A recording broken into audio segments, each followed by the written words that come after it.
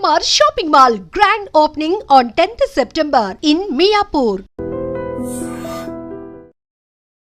నమస్కారం, welcome to I dream ధర్మ మార్గం కార్యక్రమానికి స్వాగతం. నేను మీ విజిత.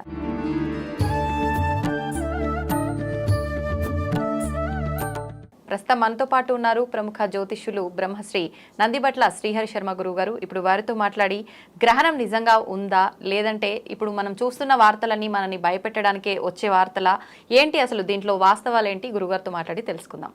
నమస్కారం గురుగారు. వాగర్థావివ సంపృక్తౌ వాగర్థ ప్రతిపత్తయే జగతః పితరౌ వందే పార్వతీ పరమేశ్వరౌ. సదాశివసమారంభాం శంకరాచార్య మధ్యమాం అస్మదాచార్య పర్యంతం వందే గురుపరంపరాం. ఆదిత్యాయ చ సోమాయ మంగళాయ బుధాయ చ గురుశుక్ర శనిభ్యశ్చ రాహవే కేతవే నమః. శృంగేరి జగద్గురు పీఠాధిపతులకి, కంచి పీఠాధిపతులకి నమస్కారములు తెలియచేసుకుంటూ కార్యక్రమాన్ని ప్రారంభిద్దాం. గురుగారు, ఇప్పుడు ఈ గ్రహణం ఏదైతే ఉందో ఇది భాద్రపద మాసంలో రావటము అంటే అసలు భాద్రపద మాసంలో గ్రహణాలే రావా, ఈసారి ప్రత్యేకంగా వస్తుందా? అయితే ఈ భాద్రపద మాసంలో వచ్చే ఈ గ్రహణము 5000 సంవత్సరాల తర్వాత వచ్చిన గ్రహణము అని చెప్పి, దీనికి చాలా పెద్ద ప్రభావము ఉంది అని చెప్పి, దీని తర్వాత మనకు మహాభారతంలో జరిగిన విధ్వంసాలు ఏవైతే ఉన్నాయో దానికి సంబంధించినటువంటి అంతకు మించి విధ్వంసాలు జరిగే అవకాశం ఉందని చెప్పి మనం ఇప్పుడు రకరకాల వార్తలు వింటున్నాం. నిజంగా ఈ గ్రహణానికి అంత ప్రభావం ఉందంటారా? ఇంతకు ముందు ఎప్పుడు భాద్రపద మాసంలో గ్రహణాలే రాలేదా, వస్తే అంత ప్రభావంతో వచ్చాయా? వీక్షించేటువంటి ఐ డ్రీమ్ ప్రేక్షకులకి మనవి ఏంటనంటే, ఇప్పుడు ప్రస్తుతం ఈ సూర్యగ్రహణం ఏర్పడుతుందమ్మా. ఈ సూర్యగ్రహణం అనేటువంటిది ప్రపంచవ్యాప్తముగా అనేక విపత్తులు వస్తాయి, జననష్టం జరుగుతుంది. ఎప్పుడో మహాభారత కాలంలో జరిగినటువంటి యుద్ధము ఈ గ్రహణ ప్రభావాల వల్ల జరిగాయి. మళ్ళీ అట్లాంటి గ్రహణం మళ్ళీ ఈ రోజున, అనగా అక్టోబర్ 2వ తారీఖు రోజున వస్తుంది. దీని తర్వాత మళ్ళీ అలాంటి విపత్తులు జరుగుతాయని చెప్పేసి చాలామంది, అనేక మంది పండితులు ఈ దుష్ప్రచారానికి లేవనెత్తారమ్మా. కాబట్టి ఈ వీడియో ఆశాంతం వీక్షించండి. ఎందుకనంటే ఒక నాణానికి బొమ్మ బొరుసు ఎలాగో ఒక చర్యకి మంచి చెడు అనే ఉంటుంది. ఇప్పటి వరకు ఐ డ్రీమ్ ప్రేక్షకులు మీరందరూ కూడా ఒకవైపు భయపడేటువంటి విషయాన్నే మీరు చూశారు. కానీ భయం ఎంతవరకు పడాలి ఈ గ్రహణ ప్రభావం వల్ల? నిజంగా అటువంటి 5000 సంవత్సరాల తర్వాత మళ్ళీ మహాభారత యుద్ధ కాలం నాటి గ్రహణమే మళ్ళీ ఇప్పుడు వస్తుందా, అంత జననష్టం జరుగుతుందా అనేటువంటి విషయాలన్నీ కూడా పటాపంచలు చేయడం జరుగుతుంది. కాబట్టి ఈ యొక్క వీడియోని ఆశాంతం వీక్షించండి. భాద్రపద మాసం, ఈ భాద్రపద మాసంలో అనేకమైనటువంటి పండుగలు ఉంటాయి. ముఖ్యంగా పితృదేవత ఆరాధన చేసేటువంటి మహాలయ పక్షాలు కూడా ఇప్పుడు ఉన్నాయి. యాదృచ్ఛికంగా ఈ భాద్రపద మాసంలోనే ఈ సంపూర్ణ సూర్యగ్రహణం అనేటువంటిది ఏర్పడుతుంది. అయితే ఇవి మన భారతదేశంలో కనిపించదు. కాబట్టి కనిపించినటువంటి ఈ గ్రహణానికి, సూర్యగ్రహణానికి మనం ఆచార నియమాలు పాటించాల్సినటువంటి పని లేదు. అంటే కనిపించకపోయినా ఆ ప్రభావం మన పైన ఉంటుంది, నియమాలు పాటించాలని చెప్తున్నారు కదా. నియమాలు ఆచారాలు పాటించలేకపోయినా పర్వాలేదు, కానీ ప్రభావం మాత్రం ఉంటుందమ్మా. నియమాలు ఆచారాలు అంటే పట్టు విడుపు స్నానాలు, ఇల్లును శుభ్రపరచుకోవడం, నిల్వ ఉన్నటువంటి ఆహార పదార్థాల్లో దర్భపోచలు వేయడము, గ్రహణ తదనంతరం ఇల్లంతా మళ్ళీ శుభ్రం చేసుకోవడం, మళ్ళీ పూజా మందిరం అంతా శుభ్రం చేసుకోవడం, తర్వాత దానాది కార్యక్రమాలు గ్రహణ సంబంధంగా ఏ ఏ రాశులకి ప్రభావం ఉంటుందో అవన్నీ కనిపించే ప్రదేశాలలో నివసిస్తున్నటువంటి ప్రజలు పాటించాలి. మన భారతదేశంలో ఇవి కనిపించదు కాబట్టి ఆచారాలు నియమాలు పాటించాల్సినటువంటి పని లేదు. కానీ ఈ గ్రహణం వల్ల ఏ ఏ రాష్ట్రాల వారికి ఎఫెక్ట్ అవుతుందని మనకు శాస్త్రం చెప్పబడి ఉందో, ప్రపంచవ్యాప్తముగా ఎక్కడ ఉన్నా ఆయా రాశుల్లో జన్మించిన వాళ్ళు ఎవరైనా కానీ ఈ యొక్క ప్రభావానికి గురవుతారు. ముఖ్యంగా ఈ చంద్రగ్రహణము, సూర్యగ్రహణం అనేటువంటిది మోస్ట్ ఎఫెక్టెడ్ కంట్రీ ఏదయ్యానంటే అమెరికా, కెనడా. ఎందుకనంటే చంద్రగ్రహణం అమెరికా, సౌత్ అమెరికా, నార్త్ అమెరికాలో కనబడింది. అలాగే ఇప్పుడు వచ్చేటువంటి సూర్యగ్రహణము Australia, New Zealand, Brazil, Canada, Mexico, Uruguay, Paraguay, Chile, ఈ యొక్క అమెరికా దేశాలలో కనబడుతుంది. కాబట్టి ముఖ్యంగా మన భారతీయులు ఎక్కడ ఉన్నారు? అమెరికాలో ఉన్నారు, మెక్సికోలో ఉన్నారు, కెనడాలో ఉన్నారు, ఆస్ట్రేలియాలో ఉన్నారు, న్యూజిలాండ్లో ఉన్నారు, బ్రెజిల్లో కూడా కొంతమంది ఉన్నారు. కాబట్టి ఈ దేశాలలో జన్మించేటువంటి ధర్మాన్ని పాటించే మన భారతీయులు ఖచ్చితంగా అంటే ఆ దేశాల్లో ఉన్న అందరూ కూడా పాటిస్తారు. కానీ మిగతా దేశాల వాళ్ళు దీని యొక్క ఖగోళ విజ్ఞానంగా చూస్తారు తప్ప ఆచారంగా చూడరు. మన భారతీయులు ఈ చెప్పినటువంటి America, New Zealand, Australia, Mexico, Canada, Brazil లాంటి దేశాల్లో ఉన్నారు కాబట్టి వాళ్ళందరూ కూడా ఆ దేశాల్లో నివసించేటువంటి ప్రజలు ఈ యొక్క గ్రహణ సంబంధమైనటువంటి ఆచార నియమాల్ని పాటించాలి. అయితే గ్రహణం ఎప్పుడు వస్తుంది? మనకు ఉజ్జాయింపుగా ఒక్కొక్క దేశంలో లోకల్ టైంని అనుసరించి ఉంటుంది. మనకు అమెరికాని బేస్ చేసుకొని ఈ యొక్క 3:34 నుంచి తెల్లవారుజామున మనకు దాదాపుగా 6 గంటల పాటు ప్రభావం ఉంటుంది. అంటే రాత్రిపూట 9:17 వరకు ఉంటుంది. కాబట్టి దాదాపుగా సుదీర్ఘముగా 6 గంటల పాటు ఉండేటువంటి యొక్క చంద్రగ్రహణం. కాబట్టి సాధారణంగా దీని ప్రభావము ఖచ్చితంగా కొంత ఉంటుంది. ఎటువంటి ప్రభావం ఉంటుందనంటే, ఎందుకు ఉంటుంది అనంటే, ఈ గ్రహణం సూర్యగ్రహణం అనగా సూర్యుడు ఉండంగా జరగాలి, చంద్రుడు గ్రహణం అనగా చంద్రుడు ఉండంగా జరగాలి. కానీ ఇప్పుడు అక్టోబర్ 2వ తారీఖు రోజున వచ్చేటువంటి సూర్యగ్రహణము సూర్యుడు ఉండంగా మొదలై చంద్రుడు ఉదయించిన తర్వాత రాత్రిపూట గ్రహణం అంతమవుతుంది. అంటే సుదీర్ఘకాలంగా 6 గంటల ప్రభావం వరకు ఉంటున్నటువంటి గ్రహణం వల్ల కొంత విపరీతమైనటువంటి ఇబ్బందికర పరిస్థితులు అనేటువంటివి ఉంటాయి. అయితే అది ఉన్న ప్రాంతంలోనే కాదమ్మా, దీనికి సంబంధించి మీకు పూర్తి వివరణ ఇస్తాను. వీక్షించేటువంటి ఐటీ ప్రేక్షకులు ఎక్కడా భయపడాల్సినటువంటి అవసరం లేదండి. ఎందుకనంటే సంవత్సరానికి 4-5 చోట్ల గ్రహణాలు అనేటువంటివి వస్తాయి. ఈ గ్రహణాలు ఏంటంటే ప్రకృతిలో ఏర్పడేటువంటి మార్పులు కాబట్టి ఈ మార్పులకి లోబడి ఆ ప్రకృతిలో జీవనం సాగిస్తున్న సమస్త జీవరాశులకి ప్రభావం ఉంటుంది. ముఖ్యంగా మన మానవులకి ఈ యొక్క గ్రహణ ప్రభావం అనేటువంటిది ఉంటుంది. ఇంతకుముందు చెప్పుకున్నట్టుగా ఏ దేశంలో ఉన్నవాళ్ళు గ్రహణం కనిపిస్తే ఆ దేశం నియమాలు పాటించాలి. కానీ కన్యా రాశిలో హస్త నక్షత్రంలో ఈ సూర్యగ్రహణం ఏర్పడుతుంది కాబట్టి మేష, వృషభ, మిథున, సింహ, కన్య, తుల, ధనుస్సు, కుంభ, మీన రాశుల్లో జన్మించినటువంటి వారికి ఈ యొక్క గ్రహణ దోష ప్రభావం ప్రపంచవ్యాప్తంగా ఎవరున్నా ఉంటుంది.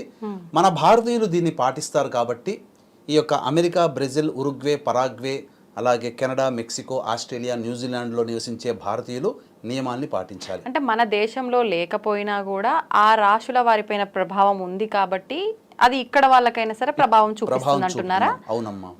దీనికి గల ఉదాహరణ చెప్తాను. చాలా మంది ప్రేక్షకుల్లో విజ్ఞానం ఉంటుంది కానీ దాని నిజాలు తెలుసుకోకుండా వాళ్ళు దీన్ని కొట్టిపారేస్తారు. ఇదంతా హంబక్, వేస్ట్, బోకస్, ఇదంతా చెప్తున్నారు అని అంటారు. ఒక్క క్లారిటీ ఇస్తానమ్మా నేను. మనకు 2019 డిసెంబర్ 26వ తారీఖు రోజున సూర్యగ్రహణం అనేటువంటిది ఏర్పడింది. దాని తర్వాత పరిణామాలు ఏం జరిగాయి? అది మన భారతదేశంలో కనిపించింది. కానీ ప్రపంచవ్యాప్తంగా కరోనాతో ఇబ్బంది పడ్డారు కదా 2020లో. అంటే 19వ తారీఖు రోజున ప్రారంభమైనటువంటి యొక్క కరోనా విజృంభణ. మరి దీనికి గల నాంది ఏంటి? 26వ తారీఖు డిసెంబర్ రోజున ఏర్పడినటువంటి సూర్యగ్రహణం. మరి ఒక గ్రహణ ప్రభావం వల్ల ప్రపంచవ్యాప్తంగా నష్టపోయారు కదా, మన భారతదేశంలోనే నష్టం జరగాలి కదా. కానీ చూసుకుంటే ప్రపంచం కంటే భారతదేశంలోనే నష్టం తక్కువైంది. కానీ భారతదేశంలో కనిపించినటువంటి గ్రహణ ప్రభావం ప్రపంచవ్యాప్తంగా ఇబ్బంది పెట్టింది. అట్లాగే ఇప్పుడు చాలా మంది ఏమంటున్నారంటే ఈ భాద్రపద మాసంలో పౌర్ణమి రోజున చంద్రగ్రహణం, అమావాస్య రోజున సూర్యగ్రహణం 5000 సంవత్సరాల కిందట, 3000 సంవత్సరాల కిందట, 1000 సంవత్సరాల కిందట, 500 సంవత్సరాల కిందట వచ్చింది అని అంటున్నారు. విచిత్రం ఏంటంటే నేను గత 110 సంవత్సరాల పంచాంగాన్ని తిరగవేస్తే 1941 సంవత్సరం సెప్టెంబర్ 5వ తారీఖు రోజున శుక్రవారం అయింది, కేతుగ్రస్త చంద్రగ్రహణం వచ్చింది. తర్వాత 21 సెప్టెంబర్ 1941 ఆదివారం రోజున భాద్రపద అమావాస్య రోజున రాహుగ్రస్త సంపూర్ణ సూర్యగ్రహణం వచ్చింది. అంటే 1941 సెప్టెంబర్లో భాద్రపద మాసంలోనే ఇప్పుడు 2 గ్రహణాలు వచ్చినట్టుగా అప్పుడు 2 గ్రహణాలు మన భారతదేశంలో కనిపించాయి. కాబట్టి మన భారతదేశంలో కనిపించినటువంటి యొక్క చంద్రగ్రహణం ప్రభావం, సూర్యగ్రహణ ప్రభావం వల్ల టర్కీ దేశం ఎప్పుడు 10వ తారీఖు సెప్టెంబర్ 1941లో ఎర్త్ క్వేక్ వచ్చి దాదాపుగా 430 మంది చనిపోయారు టర్కీలో. ఇది అఫీషియల్ గా. అన్అఫీషియల్ గా 1000 మంది పోయి ఉంటారు. మరి మన భారతదేశంలో కనిపించినటువంటి ఈ సూర్య చంద్రగ్రహణ ప్రభావం టర్కీలో ఎందుకు చూపించింది? దీన్ని బట్టి అర్థం చేసుకోవచ్చు కదా. మన భారతదేశంలో కనిపించినటువంటి సూర్యగ్రహణ ప్రభావం వల్ల కరోనా ఎఫెక్ట్ తో మొత్తం ప్రపంచవ్యాప్తంగా వచ్చింది కదా. మరి ఈ 2 ఇన్సిడెంట్స్ చాలు. గ్రహణం ఎక్కడ వచ్చినా ఎప్పుడు వచ్చినా దాని ప్రభావం కొన్ని ప్రాంతాలలో ఖచ్చితంగా ఉంటుంది. కాబట్టి దీన్ని దృష్టిలో పెట్టుకుని వీక్షించేటువంటి ప్రేక్షకులు మేష, వృషభ, మిథున, సింహ, కన్య, తుల, ధనుస్సు, కుంభ, మీన రాశుల్లో జన్మించిన వారు ఖచ్చితంగా ఈ యొక్క నివారణ చర్యలు చేసుకోవాలి. అప్పుడు ఏర్పడుతున్నటువంటి గ్రహణాన్ని మన దాంట్లో కన్వర్ట్ చేసుకుంటే వచ్చేటువంటి సమయం ఆ సమయం. కాబట్టి ఆ సమయంలో మనం మేల్కొని ఉండి చక్కగా ఈ సంబంధించినటువంటి దేవతా స్తోత్ర పారాయణం చేసుకోవచ్చు. ఈ యొక్క మేష, వృషభ, మిథున, సింహ, కన్య, తుల, ధనుస్సు, కుంభ, మీన రాశుల్లో జన్మించిన వారు, లేదా రోజున దసరా నవరాత్రులు ఎట్లాగో ప్రారంభమవుతున్నాయి కాబట్టి ఆ రోజున దగ్గరలోని శివాలయానికి చేరుకొని నవగ్రహాల చుట్టూ శివాయ నమః అంటూ 27 సార్లు ప్రదక్షిణ చేసి ఆ యొక్క శివాలయంలో రాగి పాత్రలో కానీ మట్టి పాత్రలో కానీ ఒక పాత్రలో బియ్యము, ఒక పాత్రలో గోధుమలు, ఒక పాత్రలో ఉలువలు పెట్టి బియ్య పాత్రలో చంద్రబింబము, గోధుమల పాత్రలో సూర్యబింబము, ఉలవల పాత్రలో నాగబింబము అనగా వెండితో చిన్న రూపు పెట్టి బ్రాహ్మణుడికి చేత సంకల్పం చెప్పుకొని బ్రాహ్మణుడికి దానం చేయండి. లేదు అంత శక్తి లేదండి అనుకునేటువంటి వాళ్ళు ఒక కిలోంబావు గోధుమలు, కిలోంబావు బియ్యము, కిలోంబావు ఉలువలు కొని తెచ్చుకొని 3 బకెట్లలో వేరు బకెట్లలో కొన్ని నీళ్లు నింపుకొని ఆ నీటిలో ఒక చిన్న బెల్లం ముక్క వేస్తే కరిగిపోతుంది. ఆ కరిగిపోయిన నీటిలో ఒక దాంట్లో గోధుమలు, ఒక దాంట్లో బియ్యం, ఒక దాంట్లో ఉలువలు నానబెట్టి తెల్లవారి మీరు ఈ సంబంధించినటువంటి గ్రహణ సమయంలో అనగా సాయంకాల సమయంలో శివాలయానికి చేరుకొని అర్చన జరిపించుకొని అక్కడ ఉన్నటువంటి ఆవుకి తినిపించవచ్చు. ఆవుకు తినిపించిన ఆ దోషం పోతుంది. కాబట్టి ఇవి సామాన్య మానవుడు చేసుకోగలిగేటువంటిది. లేదు మంత్రపూర్వకంగా చేసుకోదలిస్తే ఈ యొక్క మేష, వృషభ, మిథున, సింహ, కన్య, తుల, ధనుస్సు, కుంభ, మీన రాశిలో జన్మించిన వారికి ఈ యొక్క గ్రహణ దోష నివారణ హోమాది కార్యక్రమాలు మా పీఠం ఆధ్వర్యంలో 3వ తారీఖు రోజున మధ్యాహ్నం 3 గంటలకి ప్రారంభమవుతున్నాయి. కాబట్టి మధ్యాహ్నం 12 వరకు గోతనామాలు నమోదు చేసుకోవచ్చు. కేవలం పర్ హెడ్ 1500 రూపాయలకి చేయించడం జరుగుతుంది. అవకాశం ఉన్న వాళ్ళు కార్యక్రమ తదనంతరం కాంటాక్ట్ చేసి పూర్తి వివరాలు తెలుసుకోవచ్చు. ఇది చెప్పబడి ఉన్నటువంటిది. గురుగారు, ఆల్రెడీ నేను క్వశ్చన్ స్టార్టింగ్లోనే మిమ్మల్ని అడిగాను, మళ్ళీ అడుగుతున్నా. చాలా మందిలో ఒక సందేహం ఏంటి అంటే, ప్రత్యేకించి భాద్రపద మాసంలో మనకు ప్రతి సంవత్సరంలో కూడా 2 సూర్యగ్రహణాలు 2 చంద్రగ్రహణాలు వస్తాయని చెప్పి విన్నాం. కానీ భాద్రపద మాసంలో అసలు ఇంతవరకు రాలేదు. అది కూడా 5000 సంవత్సరాల క్రిందట వచ్చింది, ఈ మధ్యలో అసలు రాలేదు, ఇదే మళ్ళీ రావటం అని చెప్పి అంత కాలం తర్వాత వచ్చిన ఈ గ్రహణము అప్పుడు ఎంతటి ప్రభావం అయితే చూపించిందో దానికి మించి ప్రభావం చూపిస్తోందని చెప్పి చాలా మంది చాలా టెన్షన్ పడుతున్నారు ఈ విషయంగా. అందుకని చెప్పి నేను మళ్ళీ ఈ క్వశ్చన్ అడుగుతున్నాను, అసలు ఏంటి దీంట్లో నిజాలు ఏంటి తెలియజేయండి. మీరు అడిగినట్టుగా ఎప్పుడో 100 సంవత్సరాల కిందట 1000, 2000, 3000, 5000 సంవత్సరాల కిందట భాద్రపద మాసంలో 2 చంద్రగ్రహణం, సూర్యగ్రహణం వచ్చింది, మళ్ళీ అలాంటిది ఇప్పుడు వచ్చింది అని చెప్పి చాలా ప్రసార మాధ్యమాల్లో అనేక మంది విజ్ఞానకారులు వాళ్ళ యొక్క అభిప్రాయాన్ని తెలియజేశారు. కానీ ఇందులో వాస్తవం లేదమ్మా. ఎందుకనంటే ఇది నిజంగా జరిగిందా అన్నప్పుడు కేవలం మన భారతదేశంలోనే భాద్రపద మాసంలో కనిపించినటువంటి గ్రహణాల లిస్టుని మనకు స్వాతంత్రం కంటే ముందు నుంచి ఉన్న లిస్టుని తీశానమ్మా. అందులో యాదృచ్ఛికంగా కాదు, ఆశ్చర్యకరంగా వీళ్ళందరూ 1000 సంవత్సరాలని చెప్తున్నారు. 100 సంవత్సరాలు కూడా నిండక ముందే 80 సంవత్సరాల కిందటనే ఇదే భాద్రపద మాసంలో పౌర్ణమి నాడు చంద్రగ్రహణం, అమావాస్య నాడు సూర్యగ్రహణం ఏర్పడింది. కాబట్టి ఎప్పుడు అవన్నీ మీకు తెలియజేస్తానమ్మా. 5 సెప్టెంబర్ 1941 శుక్రవారం భాద్రపద పౌర్ణమి కేతుగ్రస్త చంద్రగ్రహణం వచ్చింది.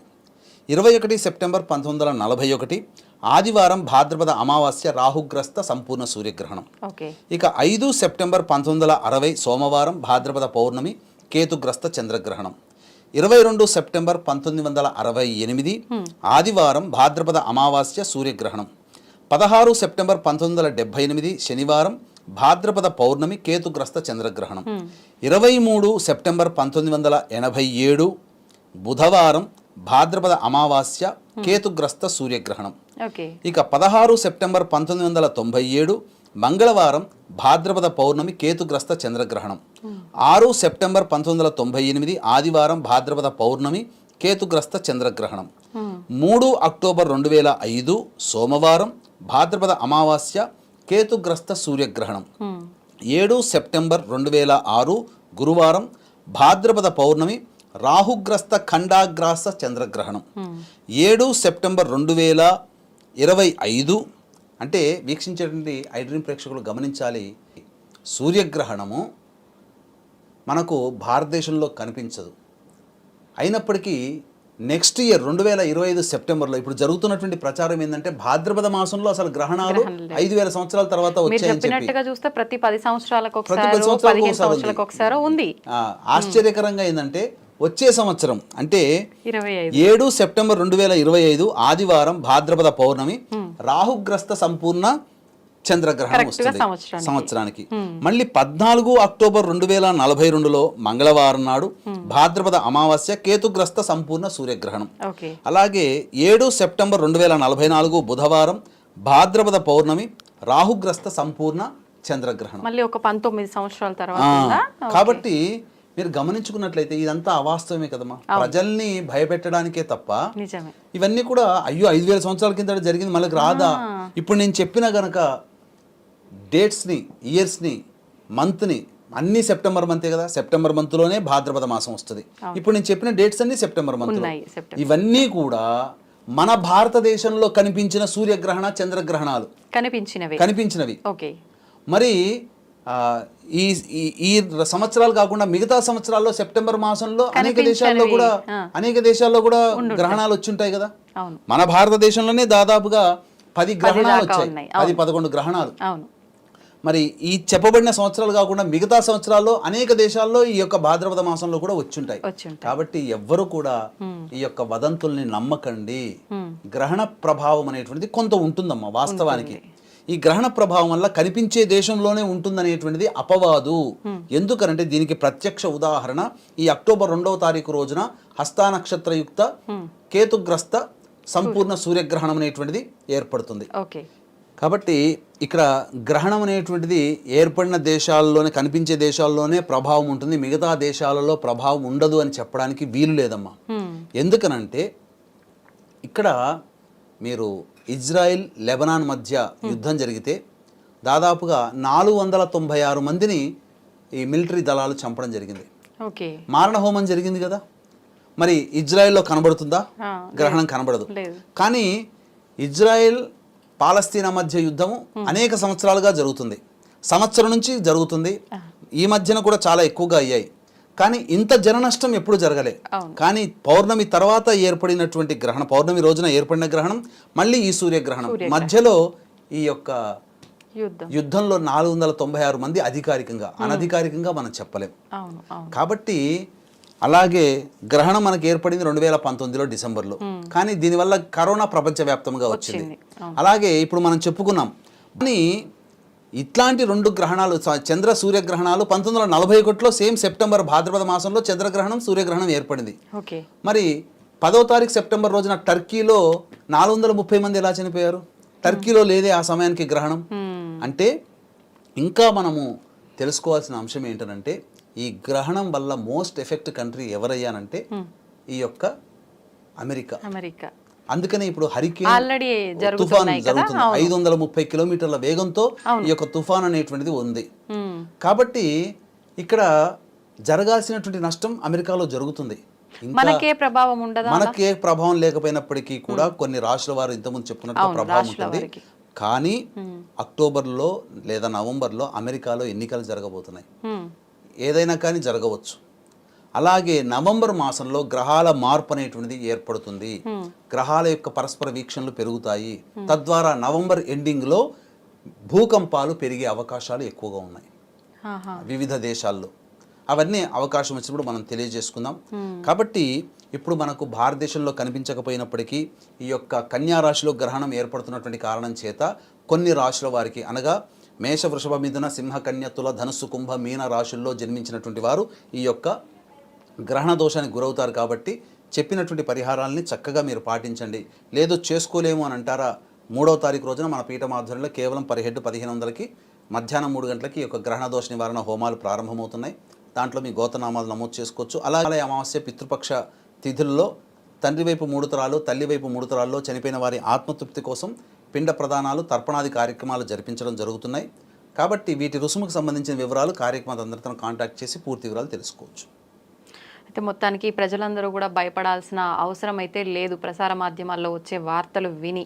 ఇప్పుడు మీరు చెప్పినట్టుగా ఈ లెక్క చూసుకుంటే నిజంగా ప్రతి 10 సంవత్సరాల్లో 1940వ సంవత్సరం నుంచి ప్రతి 10-15 సంవత్సరాలకు ఒకసారి భాద్రపద మాసంలోనే సెప్టెంబర్ నెలలోనే గ్రహణాలు వచ్చున్నాయి, మనకు రాలేదు అనేది అవాస్తవం అని తేలిపోయింది. అవాస్తవం ఎందుకనంటే ద్వాపర యుగంలో మహాభారత యుద్ధం జరిగింది, ఆ తర్వాత మళ్ళీ ఇట్లాంటి గ్రహణం రాలేదన్నారు. ఈ ద్వాపర యుద్ధం తర్వాత ఈ రోజు వరకు మధ్యలో ఎన్ని దేశాలు యుద్ధాలు పాల్గొన్నాయి, ఎంతమంది చనిపోయి ఉంటారు. తర్వాత మన దేశాన్ని డచ్ వారు, అలాగే ఆంగ్లేయులు, వీళ్ళందరూ ఫ్రెంచ్ వారు, వీళ్ళందరూ పరిపాలించారు కదా. అప్పుడు కూడా యుద్ధాలు జరిగాయి, అప్పుడు కూడా వేల మంది చనిపోయారు. మరి అప్పుడు అది కూడా జన నష్టమే కదా. అంటే మహాభారత యుద్ధంలో జరిగిన నష్టం మళ్ళీ ఇప్పుడు జరుగుతుంది, ఈ మధ్యలో అసలు జన నష్టమే జరగలేదన్నట్టుగా ఆ భావనకు తీసుకుని వచ్చారు చాలా మంది. ఇది అవాస్తవము. గ్రహణాలు సాధారణంగా వస్తాయి, ప్రకృతిలో ఎక్కడొక్కడ విపత్తులు వస్తాయి, కాబట్టి గ్రహణ శాంతి చేయించుకుంటే చాలమ్మా, మనం సేఫ్గా ఉంటాం. అంటే ఇక్కడ గమనించాల్సిన అంశం ఏంటనంటే, ఇప్పుడు ఈ చెప్పబడినటువంటి మేష, వృషభ, మిథున, సింహ, కన్య, తుల, ధనుస్సు, కుంభ, మీన రాశుల్లో జన్మించిన వారికి ఎలా ఉంటుందంటే పెద్ద విపత్తులు ఏమి జరగవు, ప్రాణహాని అంటూ ఏమీ జరగదు. కానీ ప్రాణహాని కూడా జరుగుతుందని భయపెడుతున్నారు. కానీ ప్రాణహాని జరగదమ్మా. కాకపోతే సమస్యలు వస్తాయి. ఇప్పుడు ఒక ఉద్యోగ ప్రయత్నానికి 3 ప్రయత్నాలు చేస్తే ఉద్యోగం వస్తుంది ఒక వ్యక్తికి, 10 ప్రయత్నాలు చేస్తే కానీ ఉద్యోగం రాదు. మరి సమస్య 2 ఇంతలు పెరిగింది కదా అక్కడ. అలాగే వివాహ ప్రయత్నాలు, ఏ ప్రయత్నం చేసినా, వ్యాపారమైనా ఏదైనా కానీ, కొంతమందికి ధన నష్టం బాగా జరుగుతుంది, కొంతమందికి ఆరోగ్యం బాగుండదు, కొంతమందికి కుటుంబ సమస్యలు పెరుగుతాయి. ఇలా సమస్యలు మాత్రమే పెరుగుతాయి తప్ప ఇప్పుడు భయపెట్టిస్తున్నట్టుగా ప్రాణం అనేటువంటిది పోదు. ఇది గమనించుకోవాలి, ఇందులో వాస్తవం ఇది. మనిషి అని ఇప్పుడు ప్రపంచవ్యాప్తంగా గ్రహణాలు ఎప్పుడూ వస్తుంటాయి, సర్వసాధారణ. వచ్చిన ప్రతి గ్రహణానికి ఇలా ప్రకృతి చంపేసుకుంటూ పోతే ఇక జీవరాశి ఎందుకు? గ్రహణాలే మనిషిని చంపేసేటట్టయితే గ్రహణాలు ఏంటి? దైవం ఎక్కడ ఉన్నది? దైవం కూడా రక్షిస్తుంది కదా, మంచి వాళ్ళని శిష్ట రక్షణ, దుష్ట శిక్షణ జరుగుతుంది కదా.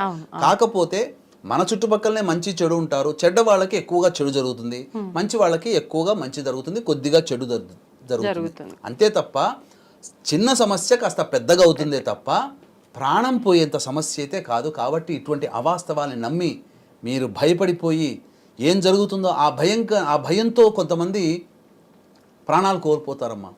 అంతలాగా భయపెడుతున్నారు వీక్షించేటువంటి ఐడ్రీమ్ ప్రేక్షకులు. అటువంటి భయాలు పడాల్సిన అవసరం లేదు. కాకపోతే ఈ మేష, వృషభ, మిథున, సింహ, కన్య, తుల, ధనుస్సు, కుంభ, మీన ఈ రాశుల్లో జన్మించిన వారికి వచ్చే సమస్యల కంటే కొద్దిగా అధికంగా సమస్యలు వస్తాయి, అంతే తప్ప చెప్పిన విధంగా పరిహారాలు చేసుకుంటే చాలమ్మా. నిజంగా ఈ ఒక్క వీడియోతో జనాల్లో ఉన్న భయం అంతా పోతుంది గురుగారు. థ్యాంక్ యూ గురుగారు, ధన్యవాదాలు. సర్వం శ్రీ ఉమామహేశ్వర పరబ్రహ్మార్పణమస్తు.